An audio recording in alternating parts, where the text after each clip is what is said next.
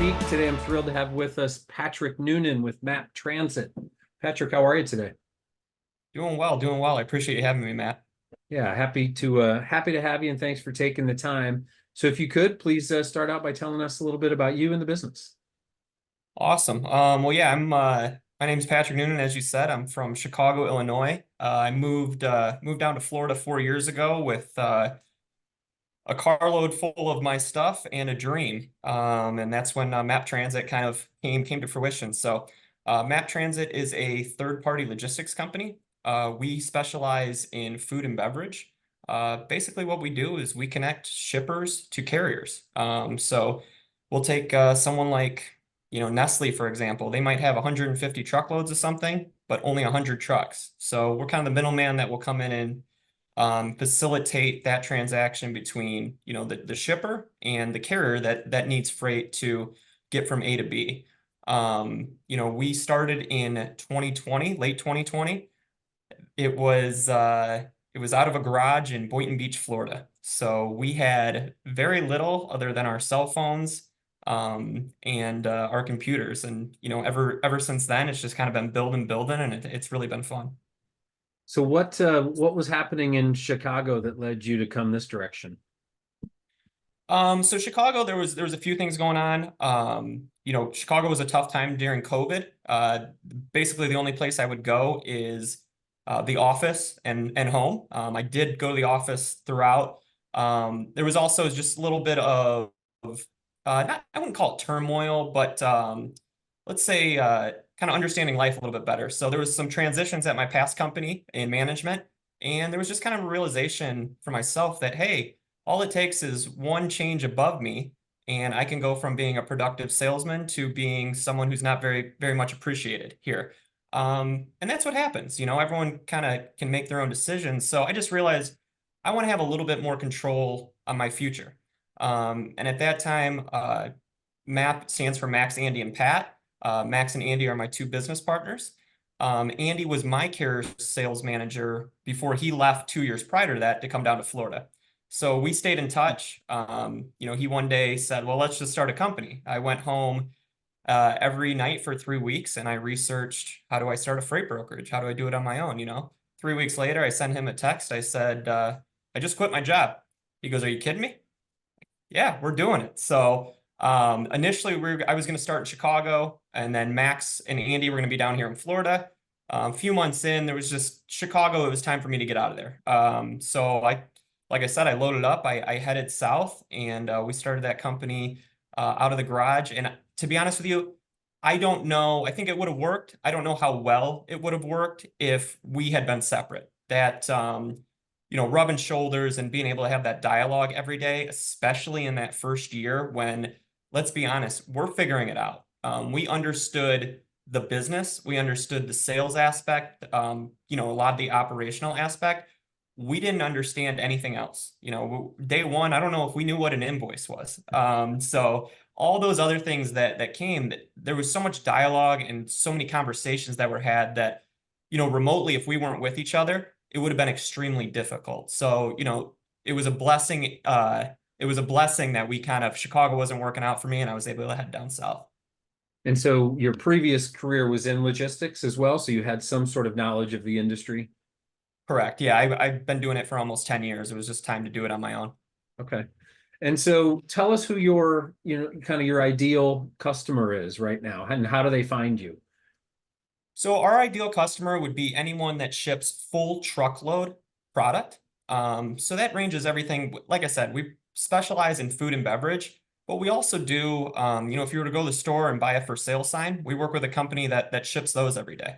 So ideally, our customers are people that are going to ship anywhere from 10 to 10,000 full truckloads per week. And the way that they find us, or normally we find them, is you can catch us at maptransit.net, our website. If not, we'll probably have one of our sales guys be blowing up your phones to just see if you need any help. There's a lot of competition in the industry right now, and the difference is who we are and kind of how we come to market. So Sure. So walk us through how your team's work actually have? Do you have trucks that do some of the shipping for you? Are you a broker where you find trucks? Like, how does all that kind of work? And what's the benefit to the end user? Great question. So, we are what's considered asset light. We have a fourth partner, Andrea, who actually owns 100 refrigerated trucks in Miami. So if we ship 1,000 loads a month, I would say we probably use him on anywhere from 50 to 100. So that is nice. That separates us from your basic broker. But at the end of the day, our bread and butter is brokering the freight. Um, and when I say brokering the freight, we are the middleman. So that's really where we have the skills. As far as our operational piece, I like to say we're a lot like McDonald's, right? So if you're going to go into McDonald's and you're going to order, let's call it a burger and fries, somebody's going to take your order, somebody else is going to drop the fries, somebody else is cooking the burger, somebody else is packaging it, and the last person's probably going to hand it to you on a tray with a smile, right? We work in the same way. We're broken into two separate sides in regards to sales. So we have our customer sales side, who's of course going to be reaching out to customers, trying to find those shippers. And we have our carrier sales side, who's going to be reaching out to carriers and developing relationships with carriers. Ultimately, we don't want to be searching for a truck. We want to have good relationships so that we can say, hey, John, hey, Wayne, whoever it may be that runs services that lane or that customer, we're just going to call them directly. So those are the two sides of the business. On top of that, when we receive a tender or a load from a customer, we are going to have either our account manager who's managing that account or our operational person who's the ops on that account. They're going to build that load. They're going to schedule the appointments. They're going to set, any communication that needs to be done with that customer, and they're going to put it on what we call the board. And that's when our carrier sales is going to come in. They're going to go ahead and, book the load. Once they book the load, we have a tracking department. So we're just keep moving down that line. Our tracking department is going to make sure it picks on time, delivers on time. Let's say that, a truck's running late. They're the ones that's going to alert us first to say, hey, this truck's running late. We might have to find another truck if this is a strict receiver. And then, of course, the last portion of that assembly line or McDonald's, as I like to say, is our billing team. None of this matters unless we get paid. So they do an excellent job of that. When it comes to our value to a customer, it's funny. So I just explained 7 different departments, right? There's a lot of things going on. When you think about a customer, if they were to do that internally, they might have 100 to 1,000 people that they're employing, which is a great thing. However, that's a big cost for a shipper that really might eat away at their business. So when you outsource that to someone like us, we're willing to take that risk for you. We have the assembly line in place and we can make it happen. The other value that we bring too is the experience. It's funny training the newer reps, they will hop on the phone with a carrier and they'll say, so you're empty in New Jersey, you have your paperwork and you're rolling to my shipper? And the carrier will go, yep. And then an hour later, we find out maybe the gentleman, didn't speak English or it was a second language. That guy wasn't empty. He wasn't even the driver on the load. There's so many things that go into it, right? So then it becomes the process of extracting that information from the carriers and customers, right? Asking questions. Hey, where are you empty at? What time do you plan on rolling to our shipper?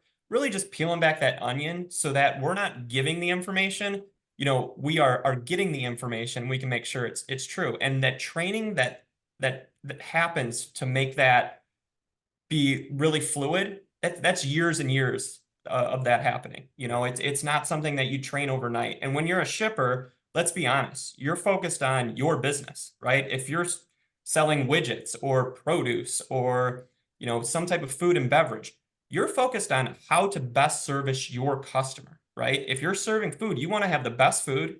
You want it at your distribution centers as quickly as possible, and you want it on the shelves constantly. You don't want to worry about the broken down truck. You don't want to worry about the price you're paying or what happens if this truck can't pick up today. What do I have to pay to recover it on another truck, right? You want to focus on your business. We can help you do that. Yeah.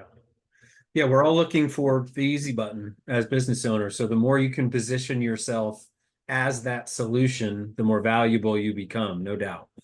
So I'm curious, with 3 owners, how do you guys divide up the tasks and the kind of just the area of expertise? I would like to say it's easy, but it never is, right? So the just the normal building of it is simple in the sense that I was always on the carrier side. Max was always on the customer side, and Andy's kind of bounced in between. He's done everything. So on the carrier side, I kind of take care of that. Max takes care of the customer side, and then Andy does most of the account management and pricing. So account management is normally once the sales piece finishes, account manager will help grow that account. And the pricing goes right in line with the account management because we're constantly filling out RFPs, RFQs, whatever it may be. In the dynamic, though, everything kind of filters into each other, right? So we've all kind of had to become experts at what the other one does. But the breakdown as far as just how we center it, everything on the carrier side will go through me, account management, pricing through Andy, and customer sales, of course, through Max. Got it. So what do you feel like is kind of the biggest challenge that you guys are facing right now? The market. What we are doing internally is just great stuff, right? Everything we're doing, I'm so proud of. The issue is, in our industry is so cyclical in the sense that supply and demand controls everything, right? So been doing it for 10 years now. I've watched the market flip multiple times. There's too many trucks and not enough loads, and then it flips, there's too many loads and not enough trucks, right? I'll just be honest with you. When there's too many loads and not enough trucks, it's good for us, right? The market right now, there's way too many trucks and not enough loads, right? And every broker with a cell phone and a computer 4 years ago when COVID hit, they were making money. They didn't really know what they were doing. The service wasn't that good, but they could find a truck here or there and they could make some money, right? So right now that issue is, kind of leveling off. And we're seeing that the same thing with the economy, right? We printed a lot of money, then we had inflation. It created a lot of chaos. So we're kind of, as an economy, as a country, we're leveling out as well. It's the same with our business. The other thing that's right now is Max, Andy, and myself, we're all first-time business owners. So learning, right? When do we hire HR? What does HR do again, right? When do we need a manager for this team? When don't we need a manager for this team? Now that we're scaling, we're at about 30 people. When do I need to step in? And this is me personally is my biggest negative is when do I need to step in and touch it? Or when do I need to step back and let the people that we hired do their job, right? That has been the internal struggle, but that hasn't been much of an issue at all. We need some help from the outside to make things go well on the inside. I'm a big believer in, life is 10% what happens to you and 90% how you react to it. And I can tell you that the 90% we're doing a real good job of internally. That's great. That's great.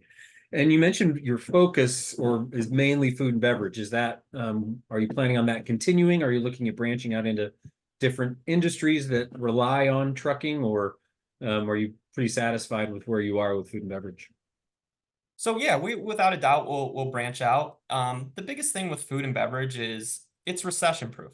And I say that in the sense that, when the economy's up, everyone's buying more and this or that. When the economy's down, food and beverage is still going to be there, right? There might be more of a price gouge from shippers in the sense that we can't make, the margins, or it's not as profitable.